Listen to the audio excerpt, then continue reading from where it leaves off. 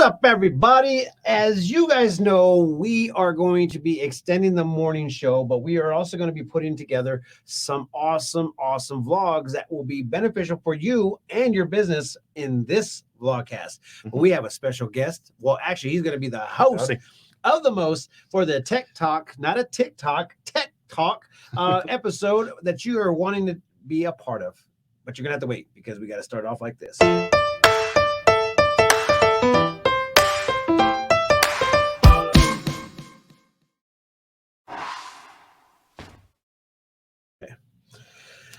All right, man. Okay, so ideally, I'm the one that actually likes to go on and just be that guy and be like, hey, everybody, how you doing? But this is going to be the host with the most that is going to be bringing all the information, and I'm going to be the one that likes to ask questions because guess what?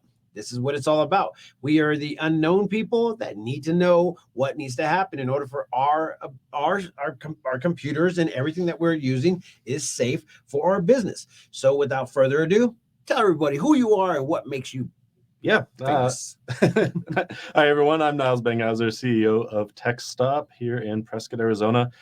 We service the whole Quad City area and beyond, offering IT services to protect your business. And this is a very, very, very big deal because ultimately this is the time of the years that we really need to make sure and also hope to God that we don't ruin anything that we got built. A little bit of a crazy story about at the beginning of the year, my whole website got hacked. And so we had to go ahead and actually kill the whole website, build a whole new one, and hope to God that we put enough security in order for it to go ahead and stay up. And even to this day, they say one thing, it's still vulnerable. So I'm going to let you go ahead and take it on what you want to go ahead and talk about. Yeah. So let's move forward. Yeah. So, I kind of want to just for this first episode is let's get into the introduction. What is cybersecurity? Why do we need to take it seriously? So I pulled up an article that was published just a few days ago by North Bay Business Journal. And all I did is I searched cybersecurity small business, and you're going to find tons of articles about small businesses are not taking cybersecurity seriously enough.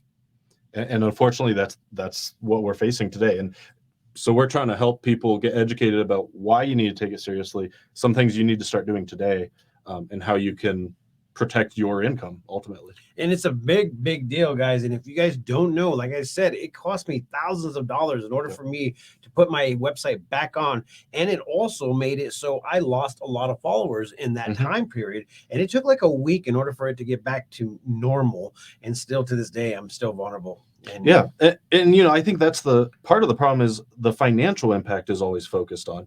And it definitely is an impact. You probably didn't want to have to spend all that money just out of nowhere, right? No. But what about the reputational harm? Exactly. You can't as easily repair that. You can always make more money. Yeah. But and when you're trying to be the actual website that everybody could trust and go to at a time that you are in giving out information for the community, this is a very, very, very big deal. So what do we have today in the actual why small businesses need to take cybersecurity seriously? Yeah. So I just pulled out some bullet points I wanted to talk about from this article. So a couple stats first is that of all the cyber attacks that happen, 43% of those are against small businesses. We don't hear about those as much in the headlines because it's not as sensational. When you hear about a big corporation getting taken down by a cyber attack, that people want to read about that. But small businesses are actually almost half of the attacks are against them. And then 83% of small businesses haven't implemented any cybersecurity to protect themselves against that attack that is coming. And then of those that get attacked, get breached, over half of them go out of business within 6 months afterward. It's a big impact. I mean, this is a question that probably most businesses will have. I mean, we are now in the world of internet. Internet is what it is. People can hack your stuff. People can get involved. I mean, they could take a lot of information just by just walking past you, which is really, really scary. But that's when the really tech world or the people that are able to program these things are very we just hope that everybody has a good character, but obviously we're not going to find it. But how can you personally figure out how to go ahead and keep a person safe. I mean, it's one of those things Yeah. where it's like you hope to that your phone security is going to be like that proper security, filter, to make sure that anything that you have on your phone is not going to be taken away. How do you protect yourself? Yeah. So, I mean, you're absolutely right. There's so many different angles to this, and it can really be overwhelming. Just coming off of it, if you're not in the industry, and even being in the industry, there's a lot we have to keep up with. So the way you get started is first educate yourself. Don't just shove it in the corner of your mind and be like, oh, who wants my data? No one's going to come after me. Let's face reality. Like, this is real. This could happen to you, your business. It could happen to me. This stuff happens. So acknowledging that cyber attacks are a threat, whether to your business or your personal, and then keeping up with vlogcasts like this. Read news articles occasionally. Make sure that you take tips that you hear about to heart. That's really where it starts. From there, in business in particular, we've got a couple tips. And actually, if you want to throw that image up, Let's do this. So this is kind of an infographic that gives you lots of different categories that need to be addressed in a business.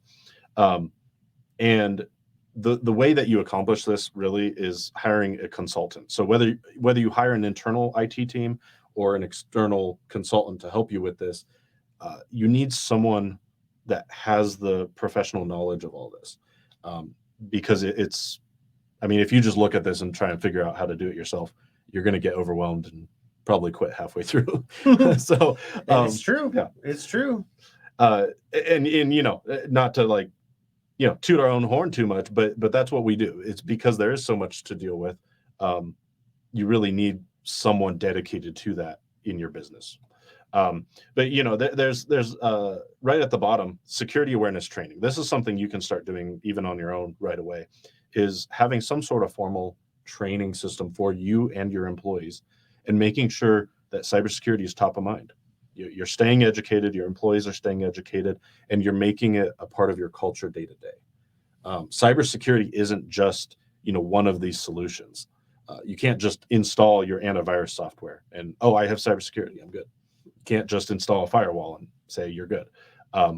It's about the people and the technical processes and policies that you write and put in your employee handbook. All of that is part of cybersecurity. This is one of the most intriguing conversations that anybody could possibly have when it comes down to having a new business, having an actual a business that has to deal with the store online, that you're going to be taking credit cards. I mean, don't get me wrong. I feel like the credit card platform kind of really does save that. But how do you know when a safe website is actually safe? These are some of the questions that a lot of people like to know. I've actually went to a couple websites where it will say not secure, and then all the rest will be the address that you're going to. For instance, let's look at the Yavapai Fair website. Not to draw any kind of weirdness on there, but let's just go ahead and be fair with this. Did you hear the play on words? So Yavapai Fair, I'm just going to ahead and put it up real quick. Oh no, it's actually secure. Before it wasn't, and if I can show you guys, let me see if I can show you guys what I'm talking about. Let me see, share screen, window. Let's go to Chrome tab. Yeah, I'm trying to think if. It's not going to show it on there, but let's see, entire screen. Actually, I'm sure I could pull up a. So when you actually go to an actual website, and in the top, you can't see it on this one, but in the top right, in the address bar, it will say yavapaifair.com. But right before it, there's a lock icon. And in that lock icon will tell you if the website is safe, or if the website is actually not secure, which means that it has to go through an actual process to be secure, in order for you to go ahead and navigate through that website without you and your information to be compromised from that website in general. Let's see, how do you? Yeah, I found a. Here we go. And let me go ahead and add you. Up. This was kind of what it would look like. Similar. I know So, that's yeah. a little blurry. It's a Yeah, small you're image. okay. Yeah, so the top left right there is an actual a signature of saying, this is a very bad website to probably go into, and this is not a website that you want to go ahead and trust. The reason why is because in the top address bar it says not secure. That is a big indication of saying, watch out, this could be a very bad deal. And also hackers could be available in there to take all your information. We've actually went through a scenario back in the days, right when MySpace was starting to going through, and I was able to find bots that will be able to track your IP address and pinpoint where you were at in the world. It was the most intense thing that I've ever noticed, and I was like, okay, well, that's kind of cool. But then I could actually find out because of IP address of how many people searched me, how many people looked at my page, how many people were actually looking at that whole deal. And on top of it, if I really wanted to go ahead and start taking people's information, what could have happened was we could have made a fictitious page that had the same website address, and we could have been able to email you by saying, hey, you've been kicked out of your website, or you've been kicked out of MySpace, and ultimately be like, oh no, not me, I better log back in. And as soon as you log back in, guess what, I got all your information because you just hit up a fictitious place. And then what ended up happening after that, well, it would get sent right back to the MySpace page, and you'd be like, oh, I guess nothing's wrong.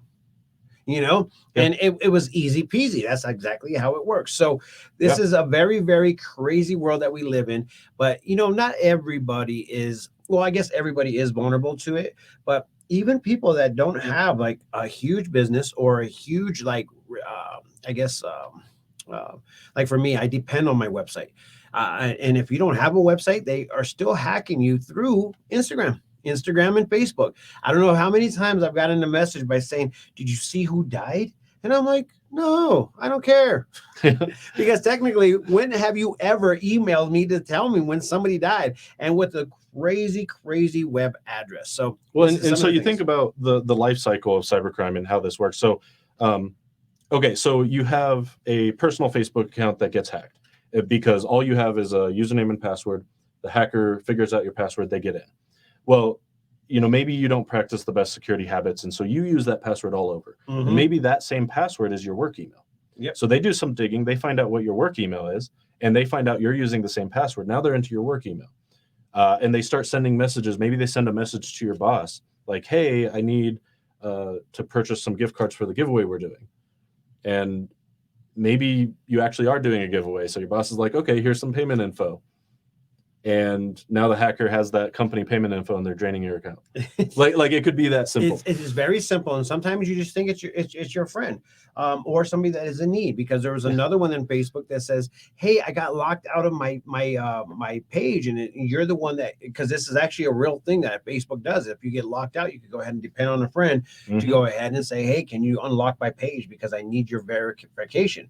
Well, hackers actually thought about that. I was like, oh, we could go ahead and do this and say, hey, we got locked out of our page, and you are our only life source that will be able to help us. Can you help us? And then you will click the link, and then boom, it will go straight to a page. Well, you will have to go ahead and put up your information in order for you to get into that page, which right there and then they got your actual stuff. So here's a question from one of our Facebook users. Sorry, we don't have a name for you, but we will go ahead and ask the question. And I think that we are going to finish the sentence. Do you need a security app on your phone, computer, and whatever else there is? And the answer is, I would definitely do that right now. Yeah. So, and it's a tricky question, unfortunately, because when you say security app or antivirus, not all apps are created equal. Not all antivirus is created equal. And even when you get into more advanced terms like EDR, that's like a more advanced antivirus. Not all EDRs are created equal. So yes, you need security on all your devices, but how you do that will depend on your situation. What kind of device you're using. Are you using an iPhone or Android? Are you using Windows, Mac, Chromebook? The way security is implemented can vary. And like I mentioned before, there's no single app that's going to protect you. It's about practices. So on your phone, it starts with set up a good, strong password. So I know it's really easy to have like a 4-digit PIN to get in, and it's quick and it's easy. But what if you changed it to a 10 character letters and numbers. Okay, so if someone steals your phone now, it's really difficult for them to get in. Most phones have fingerprint lock or whatever, so you can still get in really easy. But someone who shouldn't get in won't be able to. And then, is your device encrypted? Now, thankfully, nowadays, most of them are by default. But if you haven't checked that, make sure your phone's encrypted. Again, if it's stolen, you don't want someone getting all your stuff.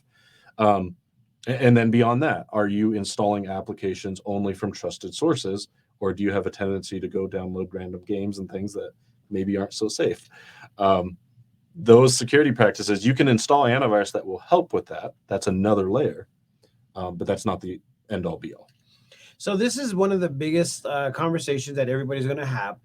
As you guys have been seeing on the actual page right now, we have the ability for you to see if your website's at risk, and also if you want to go ahead and conversate with Niles about any of this information that he's giving to you and run down, what is happening with your business. You could actually text him or call him at 928-583-4454, or go to techstopaz.com and start following his vlog his blogging that he's doing in order for you guys to know more about it. And the phone number is phone call only. Just want to make correction. Okay, no text. No text. Do not text them. You can send us a message on the website. Call him. Yeah. And then this is the big deal, guys, because we're going to go ahead and be putting this together every week, so you guys can go ahead and join us on this platform right here in order for you guys to find out more about what can make your place safer, your business, your home, or whatever it may be. And you can go ahead and reach out to him before that, because he has is it free consultations that you're able to go ahead and go for businesses? Yeah. Businesses, we do a 15 to 30-minute call with you to see where you're at today, how can we get you to where you need to be, and how to do a risk assessment. That's where all this starts. Before we can prescribe a solution, just like a doctor, we want to run some tests. And that's what a risk assessment is going to do. We're going to be able to tell you exactly where you are with your security today and what needs to be addressed.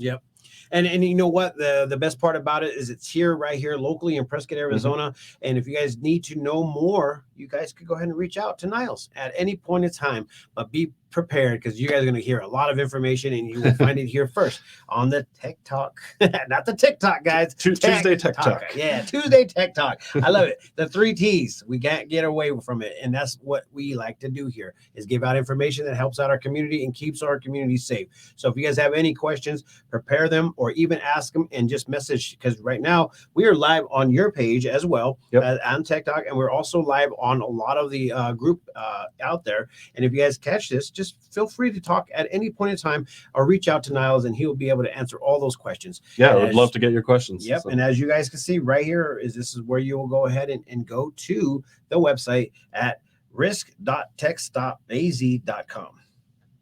Cade, thank you, Cade. See, Cade loves it, man. That's what I'm talking about, Cade. Cade is the man. Man, we love you, bro. Keep on watching. We'll go ahead and keep you guys informed. With that being said, I'm out of here. We got things to do, like keep our stuff secure. Right now, I just thought about some stuff. I thought about some stuff right now. I need to go make sure that I got the right address on there. Anyways, with that being said, I'm out of here. We'll see you guys later. See ya.